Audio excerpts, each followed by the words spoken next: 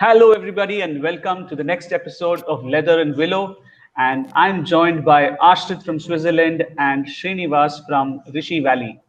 This episode, since we have just come to the conclusion of the league phase of the IPL, and even as we're recording this, Mumbai has just is playing Sunrisers, and they've had a minor blip of sorts, and they've lost a couple of quick wickets. As we have come to the close of the league phase of the IPL, the Indian Premier League, being basically a domestic tournament that is organized by the Board of Cricket Control in India, is meant to be a platform for many youngsters of India to prove their mettle.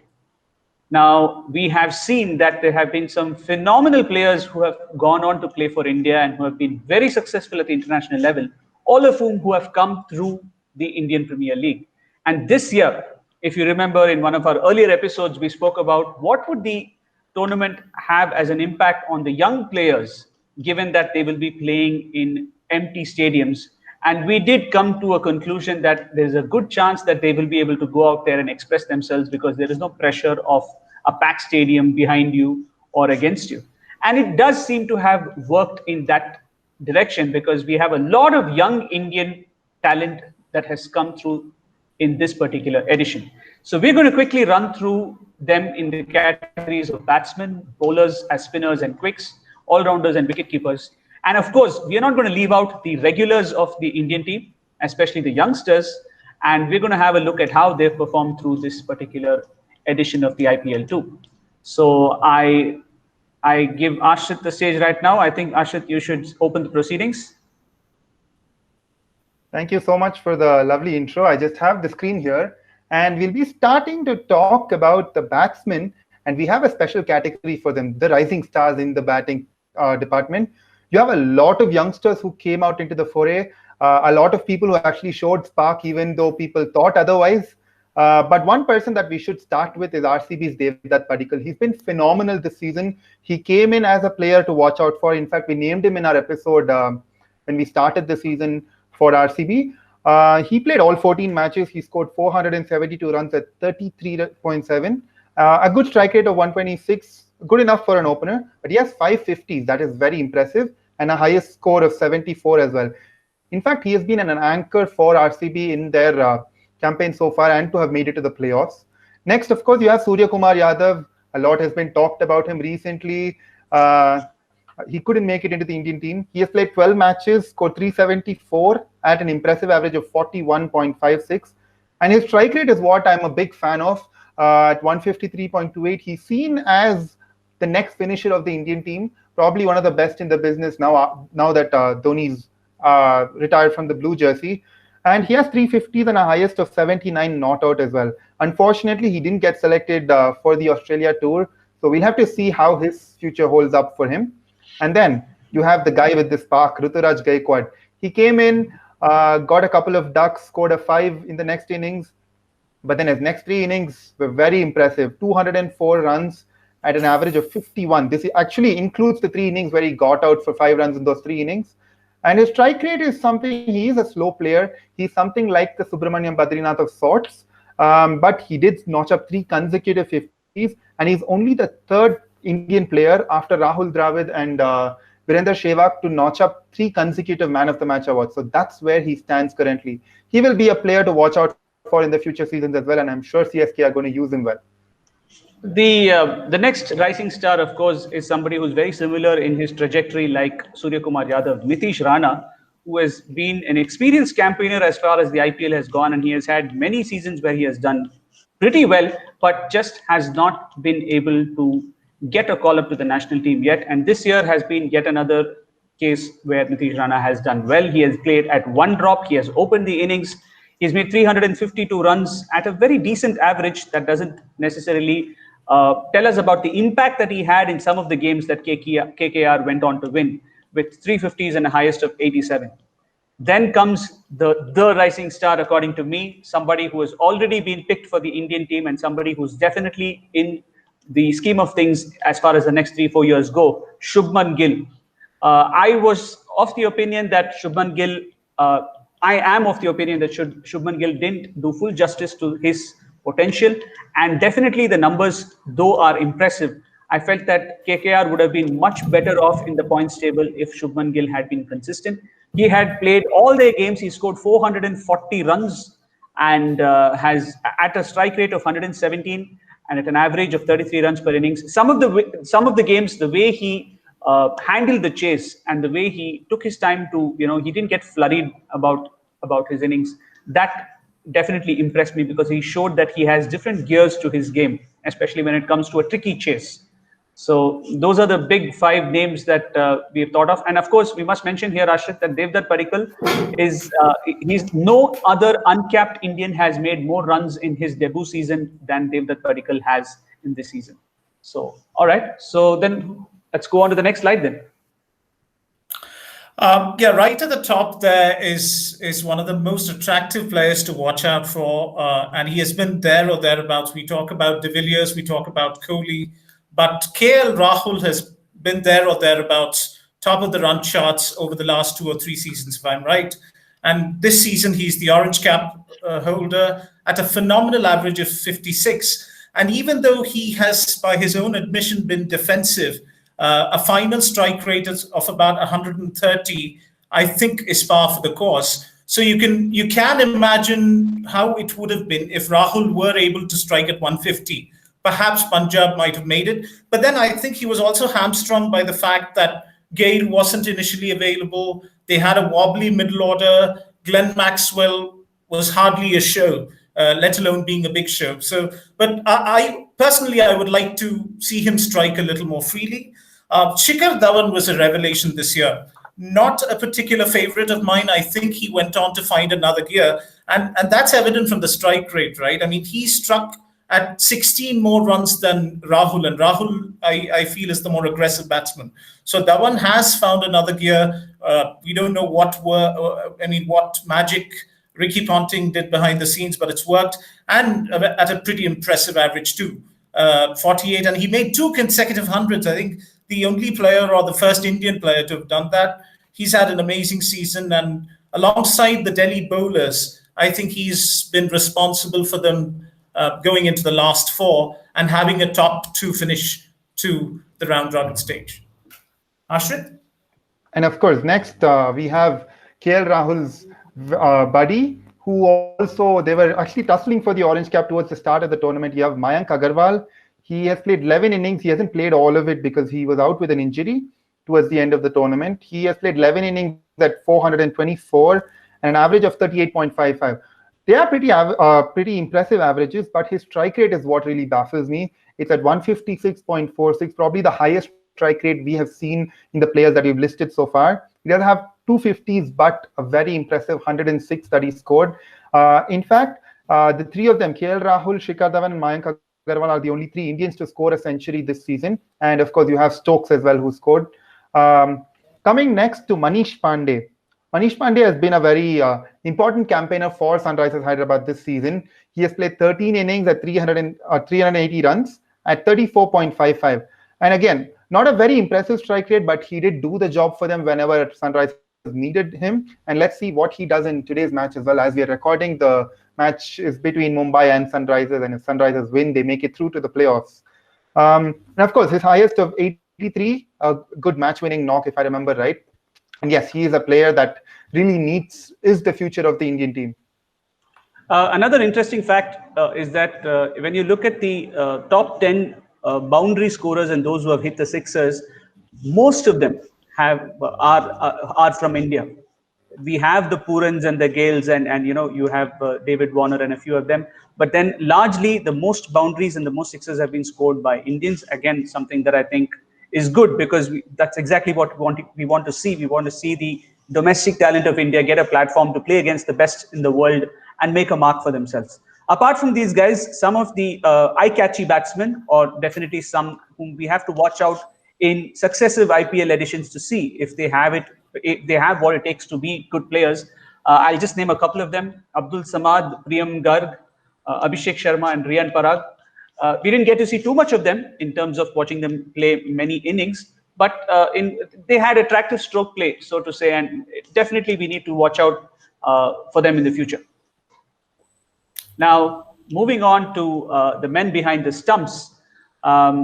I think that this is a section that I was very keenly watching because there was a lot of talk of Rishabh Pant taking over the mantle from Mahendra Singh Dhoni, but we were all divided about Pant, weren't we? Because we thought that he didn't have the head, and the Indian team has definitely taken a brave call after giving him an extended rope for quite some time, and he doesn't find himself in the limited over squads for the tour to Australia.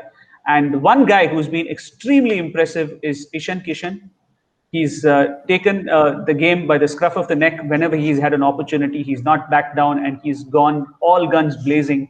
He's averaging 50 at a strike rate of 143.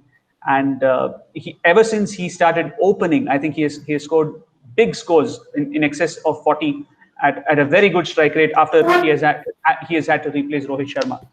And of course, Mr. Promise, Sanju Samson, though he has been selected in the Indian team, I think for a change in this IPL, I think Sanju Samson had a second wave somewhere towards the end of the league phase, where he did do something that he has never done before. He usually he peaks right at the start of the season and then he just fritters away.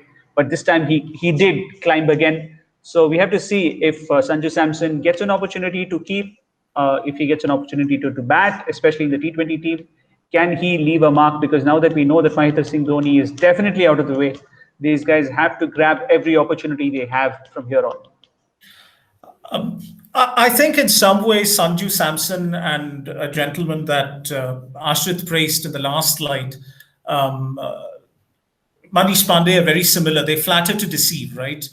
They play these absolutely awe-inspiring innings, and they play 2 or 3 of them, and suddenly we are like, is this going to be their season? And it's as though they themselves do not want it to be their season. They're probably enigmas to themselves and those around them. Anyhow, that's in a lighter vein. Riddhiman Saha, the sample size is small, but he played that crucial 87. I don't remember who that was against. He and David Warner went hammer and tongs. I think it was, I don't even remember if it was in a run chase or batting first. And he has followed that up with a couple of other good scores as well. Now that, and if you might remember that, especially because it was against Chennai, or was it against title? I think Saha made 100 when they chased down 190 or something, if I remember a few years ago. So we don't quite discuss Saha when it comes to T20 cricket, but my God, in the opportunities he has got, he's done extremely well. A strike rate of 145 is up there with the best. That's better than KL Rahul. It's almost as good as Shikhar Dhawan's this season.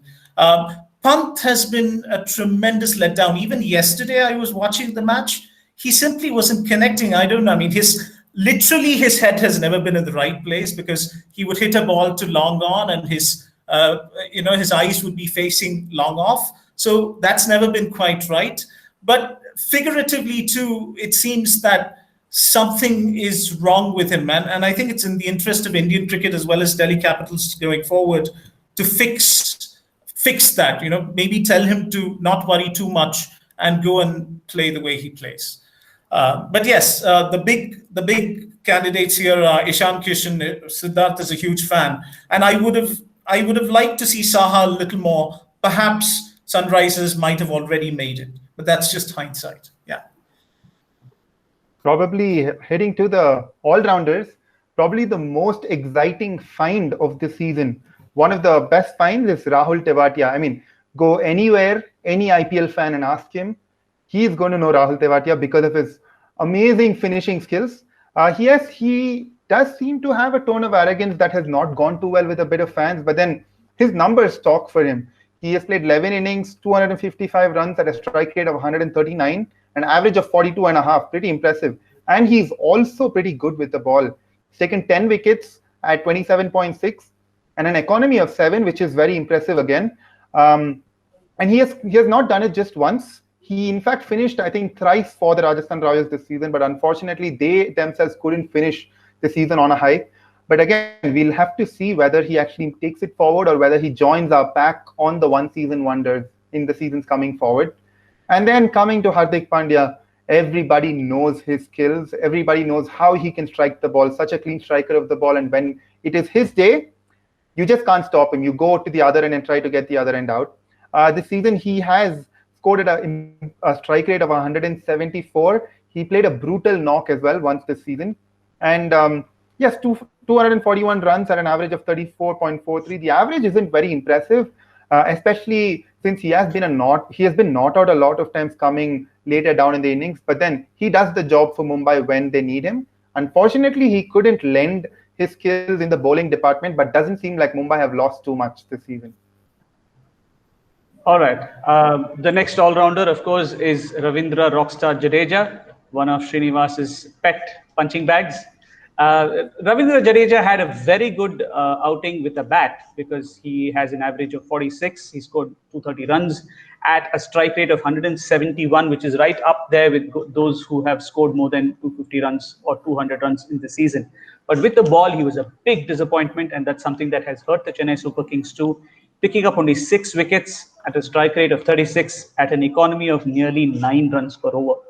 So that was definitely disappointing from Ravindra Jadeja. Vijay Shankar is another all-rounder, the three-dimensional all-rounder of Indian cricket. He didn't have a great season with the bat, and neither with the ball, scoring less than 100 runs and picking up just 4 wickets.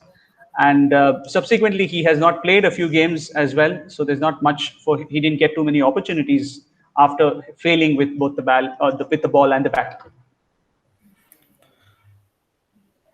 Incidentally, I read somewhere that Vijay Shankar is from my neck of the woods in Chennai. His home is also in Maripakam, but that's just an aside.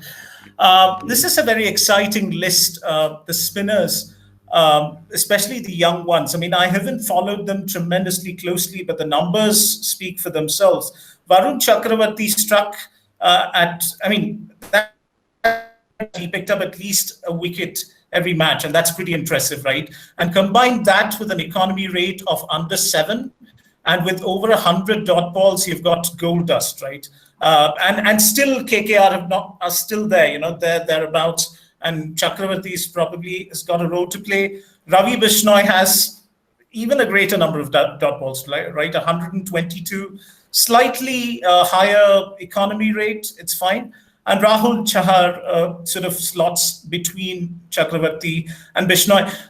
What this list really tells me is that those who predicted the disappearance of spinners when T20 cricket began in earnest 16 years ago, they continue to eat apple pie or whatever pie, that is their favorite. And these youngsters, are continuing the legacy that others, have built on over the years. Coming to the last two in the list of spinners, I hate to admit it, but then unfortunately, these two are the main reasons that I've not been on Facebook too much this IPL season. Yuzi Chahal and Washington Sundar, both of them have been match winners for the Royal Challengers Bangalore this season. You can see Yuzi Chahal has taken 20 wickets, and Washington Sundar hasn't taken many wickets, but his economy of 5.77 has been one of the best in the IPL amongst bowlers who have bowled continuously. I think probably only Rashid Khan has a lower economy rate than him this year. But yes, Yuzvendra Chahal has been very impressive. He has given only, he has 110 dot balls to his name at a strike rate of 15.95. It's very, very impressive. And of course, Washington Sundar has been used in the power play a lot, something that Dhoni used to do with Ashwin. Kohli is now emulating that with Washington Sundar. And that seems to have done the trick for RCB. But then, will they go on to win the IPL this year? I hope not, but let's see how that goes. Anyways, over to you, to the fast bowlers, the last section on this episode. I think the Royal Challengers have served you generous portions of humble pie to eat, Aashrit. And despite that, if you're going to be as cocky as you are, I hope by the next episode we don't have worse news for you.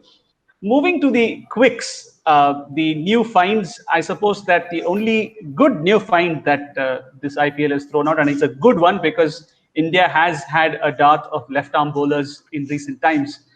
We've only had Khalil Ahmed come out through the ranks. Natarajan has picked up 14 wickets, striking at 21 balls at an economy of 8, 117 dot balls. And he has bowled the most Yorkers according to ball-by-ball information that we have, data that we have. The most number of Yorkers, and he has bowled to the best batsmen, and he has had all of them cramped for room. And I think that he is definitely someone to watch out for. Very, very humble roots, origins, and he has definitely grown from size to size. And definitely, we must commend that the Sunrisers camp picked him up from nowhere, and they're definitely polishing a gem who's likely to serve Indian cricket in the days to come. Jasprit Bumrah, my goodness, he started a little rusty. Everybody was worried that fast bowlers might have breakdowns after coming out from months of inactivity, but 23 wickets at 13.57, an economy of 6.96, typical Jasprit Bumrah figures. 150 dot balls, and there have been games where he has just finished the game in just one spell of his, including the one recently where he rolled over a team with his spell of 3 for 14. Two wonderful bowlers. They have definitely lifted their game in this particular edition of the IPL. I will start with Siraj and come to Shami, who is actually my favorite. Siraj has actually done well in the limited opportunity that he has got. He has picked up crucial wickets for RCB at crucial stages, although higher on the economy front, as you can see, close to 9. The strike rate of 16 is pretty impressive again, and a best of 3 for 8. I think that's quite handsome returns as well. He's picked up 9 wickets in 24 overs. Perhaps if he had played longer, RCB might have fancied a top 2 finish. Shami, for me, was the guy who turned it around for Kings 11 Punjab and even brought them as close to the playoffs as they did. I mean, unfortunately, they didn't. Because I watched that super over he bowled, right, to Rohit Sharma and the Cock, and he matched Jasprit Bumrah Yorker for Yorker. And I remember messaging Sid the next morning saying, if he can do this, why can't he always do this? That's probably what differentiates Bumrah from Shami. Shami can maybe bring it up on one night when he's in the zone. Bumrah has made it a routine, which it kind of shows up in the other figures, right? The strike rate is not too different. 14 balls for Bumrah, 16 for Shami. The dots, again, Shami has delivered 140 to Bumrah's 150, which is great. But where the two guys differ is in the economy rate. Despite being a weapon, a strike weapon for Kings 11, he's gone at 8.5 per over, whereas Bumrah has just gone at 7. So maybe Shami should just talk to Bumrah and say, how do I fix my economy rate? Because in all other respects, they seem to be in the same league, right? 20 wickets for Shami is pretty impressive. And I dare say that's probably more than he's ever picked up in any other IPL season. He's done well, but I think for him to be truly effective, he needs to bring that down, economy rate, maybe down to 7.5. Yeah. And one thing that the rise of Shami has done is it has insured India against Bhuvaneshwar Kumar's injury, right? I, for one, definitely felt bad that Bhuvi got injured the way he did. And with a crucial series coming up in different formats, and Bhuvi is somebody who has played for India in multiple formats. But Shami coming out of the shadows of Test cricket to play T20 cricket like this. And I remember early on in the season, he was bowling bouncers. He was breathing fire, right? He was able to hit the lengths that was making it very difficult for the batsman. And that's exactly the kind of bowling that you want up front in a T20 game. And like we spoke, if Shami and Bumrah can be a lethal combination of fast bowlers who can bowl in the opening and who can also bowl in the death. And we know how the release that Shami has with the new ball in his hand, it's very exciting to watch somebody like Shami at the top of his mark when you know he's in the zone. So the rise of Shami is very good. If we're not, I think we will not feel the absence of Bhuvaneshwar Kumar, at least in the next few months, till we see Bhuvi come back into action. All right, that was an interesting roundup of all the players. We did talk to you about the teams that are likely to make the playoffs, and it almost looks like Srinivas and I got it right. Looks like Mumbai is struggling to make even 140. They're 117 for 7 now, with just a few more overs to go as we're recording this. All the numbers and stats that you saw today have been updated till the end of yesterday's match. Today's match has not been included. And it is fair to say that this edition of the IPL has definitely benefited Indian cricket, because we have some names to look out for, and we have some guys who are likely to excite us. And with consecutive T20 Cups coming up, and an IPL coming up in less than 8 months. I think these are exciting times ahead of us. Your closing words, guys? I mean, slightly aside from what you were saying, I think this has been the closest IPL, and many people have discussed that. I know that it doesn't quite tie into the episode, and for me as a cricket fan, that's been the most exciting aspect of it. Till yesterday, till day before yesterday, almost everybody was in it except Chennai Super Kings, and that I think is marvelous for the tournament, which is already considered the best T20 tournament in the world, and it's great publicity. Yeah. Aashrit?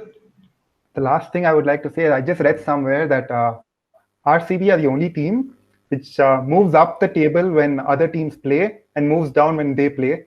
And they've shown that towards the end of the tournament. But let's see how they perform in the playoffs. You should have picked a better T-shirt, my friend. That looks like the RCB logo. Yeah, there I was going to remark on that earlier. Yeah. So I think you're silently just switching sides here, even as you're overtly, trying to gun at RCB. Anyway, that's for another episode. I wish that you have an opportunity to stay on in social media and that you don't have to take a forced sabbatical in the near future. All right. Thank you so much. It was fun catching up with you guys. Until the next episode, take care. Good night. Bye. Thank you. Good night.